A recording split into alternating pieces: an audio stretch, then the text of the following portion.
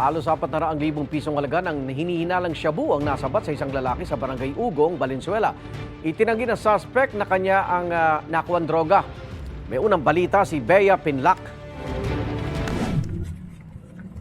Pagbigay ng hudyat na positibong drug buy-bust operation, dali-daling tumakbo ang mga tauhan ng Valenzuela Police para hulihin ang 52 anyos na lalaking ito sa Barangay Ugong, Valenzuela City. Ang lalaki, pinadapa at pinosasan. Nasabat sa kanyang 2 sachet ng hinihinalang shabu na nagkakahalaga ng 374,000 pesos.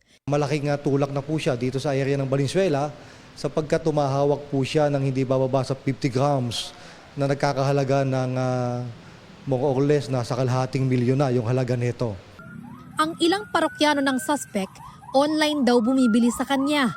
Iba-iba na yung kanilang mga parokyano, so street level yung ating tinitingnan dito. Ito, pwede kang bumili sa kanya sa kanilang bahay. Pwede rin naman sa online mode of transaction.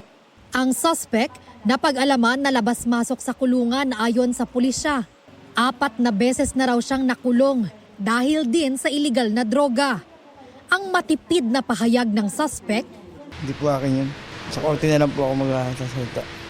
reklamong paglabag sa Comprehensive Dangerous Drugs Act ang isinampa laban sa suspect na nakakulong sa Valenzuela City Police Station. Ito ang unang balita.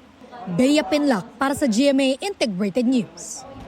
Igan, mauna ka sa mga balita, mag-subscribe na sa GMA Integrated News sa YouTube para sa iba't ibang ulat sa ating bansa.